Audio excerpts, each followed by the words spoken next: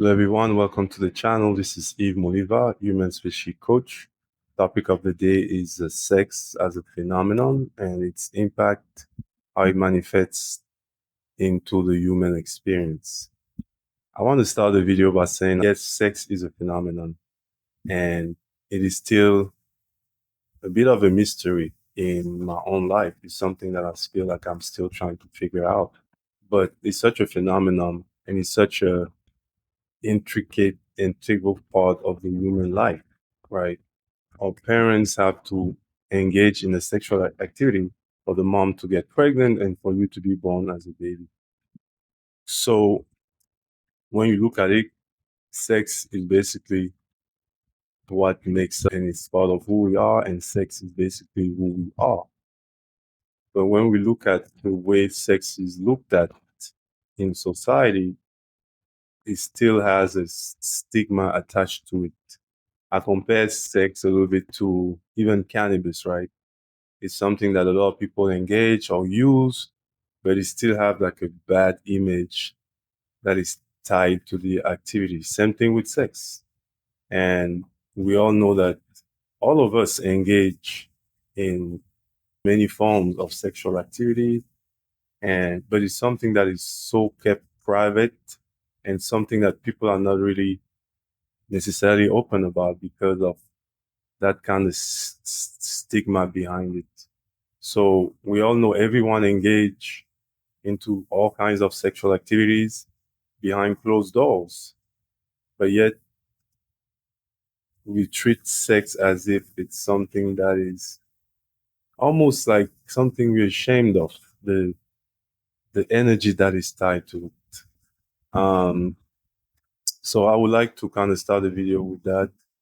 And I feel like in our society we have a little bit of hypocrisy in the way we actually um, engage with sex. I feel like sex is something that has created us. We come from that, and I think we should be able to treat it with a little bit more respect.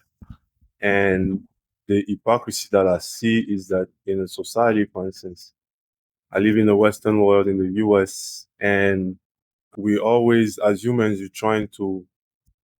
we're very good at pretending something is not what it is. And we like to pretend and put a fake image, and we want to hide reality. Maybe if you feel reality is dirty or looks dirty, we like to project a fake, clean image, although it's not really what it is. And I'm more on the belief that it's important to show things as they are, when it is what it is. But like I say, sex is something that we all engage in. Some of us are heterosexual, some are gay, some fetishes and all and all. But it's a part of the human experience of two people coming together and exchanging this energy that allow them to feel that interaction. And sex is something very powerful and us human being, and I think there's another species that has the ability to actually not just go and have sex like most animals engage in the same activity. Only a few have the ability to actually take into the pleasure of the sex, like masturbation. Only humans and maybe another species can actually engage in masturbation. So the point I'm trying to make is that that sexual energy for me, growing up as a kid, right, before you have sex, you don't necessarily think about it, and you live your life in a way that you feel a little bit free. I had the first time I had sex, I was probably like 17 or 18 years old. But after that first time you engage in a sex activity and you actually have released, it's almost like it changes your life forever. And like I said, before sex, you feel like you're completely free and innocent and go and do your thing. And after you have sex for the first time, and you tasted the fruit, your life experience completely changed as a human, as a man. And next thing, between 18 to now, the way that I could describe my experience is like before 17, you had this complete freedom. But after 17, after you had sex, now you have this energy, sexual energy that is within you. And I said earlier, you were free or you felt like a certain type of freedom. But now that you had tasted the fruit, it's almost like that complete freedom is gone because now you have to deal with this sexual energy that's now residing within you. And my experience with the sexual energy is something like very strong within the body that you cannot just ignore it. And you could be a man and you could just go outside and you could feel like a normal day and maybe you walk outside, you see a woman that you find very attractive, and then it will trigger the energy to just you start to feel and then this energy is within you. It's a very strong energy that as a man I feel sometimes that energy will come within you and and then it's almost like you must act on it to get some kind of relief so you can go on with your day. But when it comes with a strong energy, and it could be very that energy that coexists within you can be very challenging for the average person. A lot of time when we feel that energy, we tend to respond to it either by engaging in the sexual energy or playing with ourselves. And it's like a roller coaster that just keeps on going. But say when you really analyze the energy in self and the type of attention that it requires from you, and from the time it's triggered within your body and the time that you feel you are relieved from it, you can look at the energy that you spend and the hours that you spend in your day just trying to deal with it.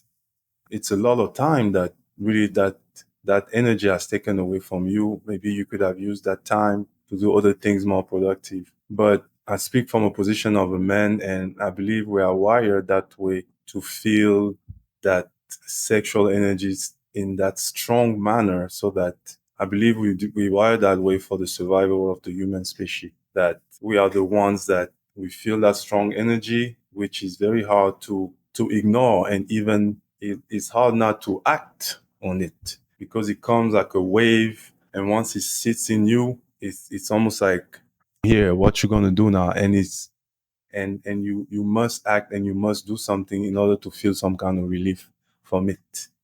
Otherwise, I believe we wire that way, and that's why the testosterone is the main ingredient behind it that kind of drives us to go and engage in some sexual activity. And if you look at it, when I said for we engage in it for survival reasons, you look at most babies that are born today. All right, the majority of babies that are born are coming from an accident where two people were engaging in sexual activity versus babies that are born from an intentional union or marriage or something.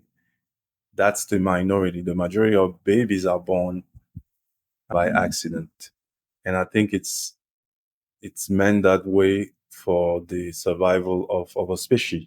Think about it. If all the babies were born from a marriage and intentional, I think we would have had a problem with the species and the survival of species. So it's designed that way in a manner for survival. But like I said, that energy is very strong, and I make this video to say that as a human being, if you don't learn to manage that sexual energy and then you don't take time to work on yourself and work on your ability to manage the sexual energy, it can lead to a lot of behavior that are going to be unhealthy for you as a human being.